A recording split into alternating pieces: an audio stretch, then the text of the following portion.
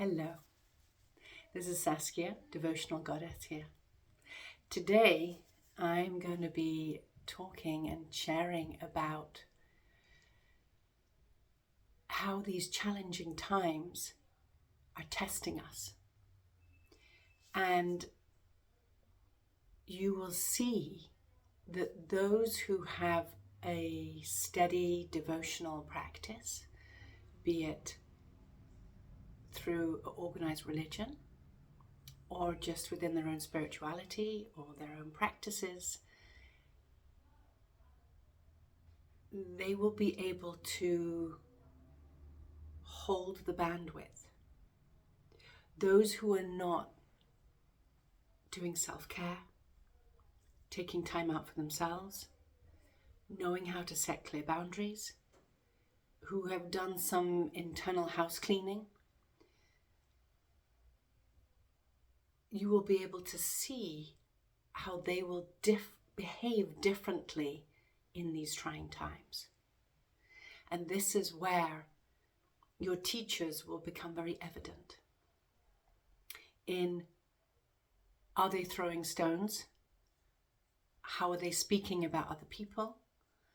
Are they seeing it from a higher perspective, what is going on?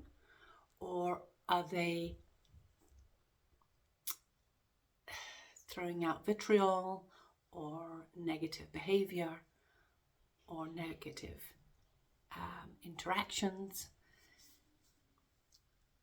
You're going to be able to witness this now more than ever.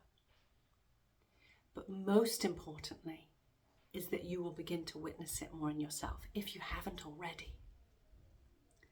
So my work with my clients is how to stay regulated, how to move through these times of immense difficulty, and how to move through the grit and create greater grit within, create that resilience in how to remain grounded, how to remain steady, all the while witnessing what comes up, honoring it, and also processing it, but in the appropriate environments. So either through journaling, through meditation, through introspection, and an internal dialogue within. Goodness, why did I respond like that? That was really inappropriate. That was a bit over the top. Or, really holding ourselves accountable for our own behaviors. And in doing so, we build our integrity. We create stronger boundaries internally and externally. And this allows us to weather the storm, because there's no denying that we are in a big storm. And in the grand scheme of things, this is just a blip in the grand scheme of life and how long life has been here. But it does not take away from the magnitude of what is happening right now. And the other side of the coin is that this is a time where we can truly jump and have a leap in our own personal evolution, because the energies are supporting us in that growth, in that evolutionary process. So if you're feeling that pull and that tug of being pulled in all directions due to the environment in the world at large, but also your inner calling, your inner environment, and you're looking for guidance, you're looking for help, and yoga is your path, this is how I support my clients, is moving through life with grace and ease, especially when we get tested in these tumultuous times, because it is an opportunity for growth. This immense discomfort is an opportunity for growth. when I went through my cancer journey, it became evident to me where my work, my internal work, my meditation, my physical asana practice, my spiritual practice, all of these aspects, how they served me when I was going through that immensely challenging chapter of my life. And this now shows me how my work continues to show up, but just as when I was going through my cancer treatment, and just as now in this moment, I'm also being shown where I can continue to grow, where I can continue to evolve. What do I need to build upon in order to continue my growth? And they both come to meet and continue to grow. And they lean into each other. They're not knowing the new territory and the old territory of, no, I've mastered this. I've got strength here. I've got resilience. We can work together. So these two energies within start to merge within. And that's what allows us to rise and welcome in the change, or at least, be neutral in that change, or where we crumble. And sometimes we need to crumble in order to rise. And the other thing that I've noticed through my steady practice over all these years is that when I allow myself to crumble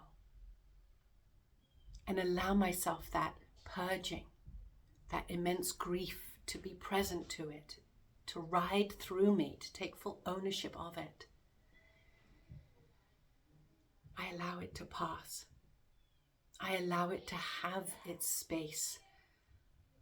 There's less and less times that I push it down. Once I'm aware of what it is and I bring it to the light, I can hold it.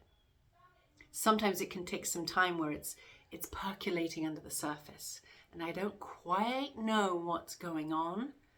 And then suddenly it will drop in. I'm like, oh my goodness, that's what's going on. Okay, I'm either journaling it, or going for a walk in nature, and or emoting, having a good cry, doing some movement, doing some dancing, whatever it takes to support that movement out. And this is my toolkit. And this is what I support you in building upon, just as my mentors do and have in the past. This is an amazing time. But we need to be grounded and steady and have deep roots that we can lean into, that help support us, to give us that backbone where we can stay one-pointed and continue to stay on course. And this is what the yoga has done for me. And this is what I teach when I work with my clients. So if any of this intrigues you, pulls at your heartstrings, reach out. It will be my honor and pleasure to work with you. And remember, these habits and responses and reactions that are within us often stem from our youth. They often come, some of them are part of our karmic contract. It's from previous lives as well as this. And those can feel heavier or more ingrained, if you will, more familiar, sometimes they're more shrouded, they're tucked away more because it's more part of our fiber. And it takes some time as we peel away to begin to see the depth of those fibers and how they run and operate in our lives. But as I said, this is a time where things are accelerated. So our healing can be accelerated, but with grace and ease and grounding. does not need to be traumatic. It does not need to be destructive. It can have grace. And we always welcome that in, so that it can be a smooth transition as we continue to change in a topsy-turvy world.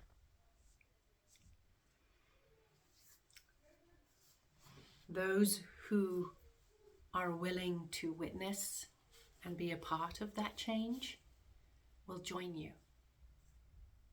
And those who are hangers-on or energy vampires, or who don't feel a calling to take on this work, they'll find another path.